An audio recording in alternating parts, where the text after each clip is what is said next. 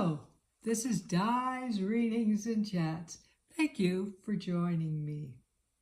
Today, I will be reading a book by MARC called Arthur's First Sleepover. Here we go. Arthur was getting ready for his first sleepover. It isn't until Saturday, called Mother. Come in and eat your breakfast.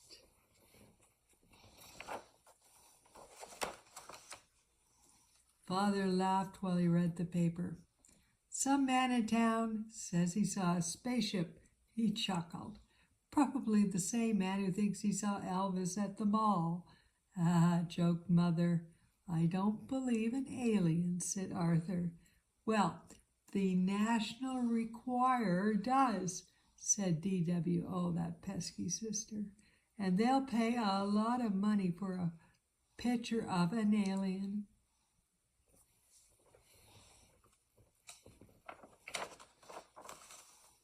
On the way to school, the girls were talking about the spaceship. Arthur wanted to talk about his sleepover on Saturday instead. We can have the sleepover in my tent, said Arthur. I've got it set up outside. You wouldn't catch me out in a tent with the spaceship landing, said Muffy. Bad news, said Buster. My mom thinks I'm too young for a sleepover. I can't come. But you have to, said Arthur. It's my first sleepover, and you're my best friend. Why do they call them sleepovers, said Francine. No one ever sleeps. That afternoon, Arthur told his mother about Buster's problem. Well, I'll see what I can do, said Mother. Arthur crossed his fingers while she dialed. Buster's mom did all the talking. Yes, no. Of course not, said Mother. Absolutely.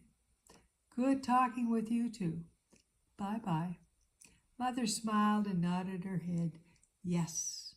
Hooray! Cried Arthur. Does Buster's mom know about the spaceship? Asked D.W. I saw flashing lights from one today. I think that was the pizza shop sign, dear, said Mother. Saturday morning, Arthur was outside making the tent cozy for his first sleepover. His family helped too. I was just thinking, said D.W., how do we know you're our real parents and not aliens in their bodies? Did you brush your teeth? Asked Father.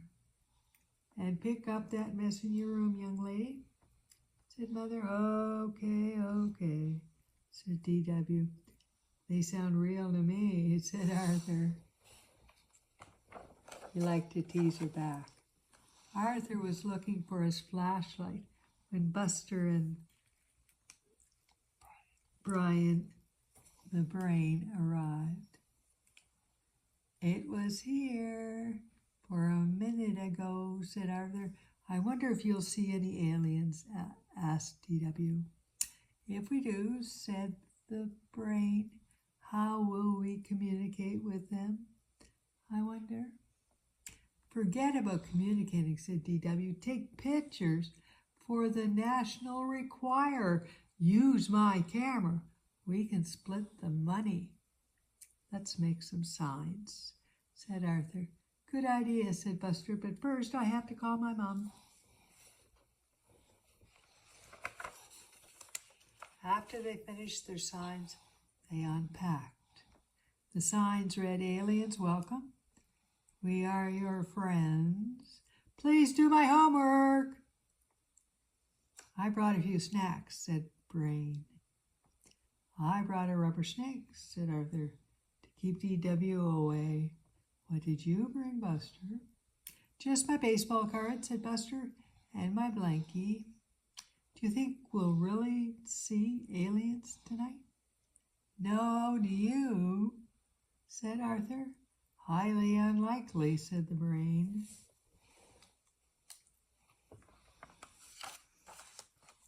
The boys forgot all about aliens. They were too busy telling jokes and trading baseball cards. Pillified scream, Buster. Quiet, said the brain. What's that sound? Footsteps, whispered Buster. And they're getting closer, said Arthur. Oh no. Oh, pizza delivery, called an unfamiliar voice. Compliments of the sleepover parents. Everyone laughed. I almost stopped breathing, said Arthur. I almost wet my pants, said Buster. Before they knew it, they heard another voice. Lights out, said Father. It's after 9, bedtime. Already, said Arthur. Thank you for the pizza, sir, said the brain. You're welcome, said Father. Good night. Good night, said the boys sweetly. And then, as soon as they heard Father go back into the house, they shot out of their sleeping bags like cannonballs. I heard bedtime, said the brain, but I didn't hear sleep time. Let's tell spooky stories, said Arthur. How about cards, suggested Buster. Just as it was Arthur's turn to go fish, they saw the flashing lights. They dropped their cards. It got very quiet. Aliens, whispered Buster. I don't hear any footsteps, whispered Arthur. Of course not, said the brain. They haven't landed yet. Lights flashed again. They're headed for our tent. Run for your life!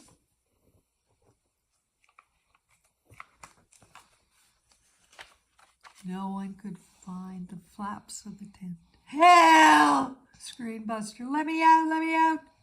The tent collapsed. That didn't stop them from taking a run for it. But a large maple tree did. Ouch! Said Arthur. I'm calling my mom, said Buster.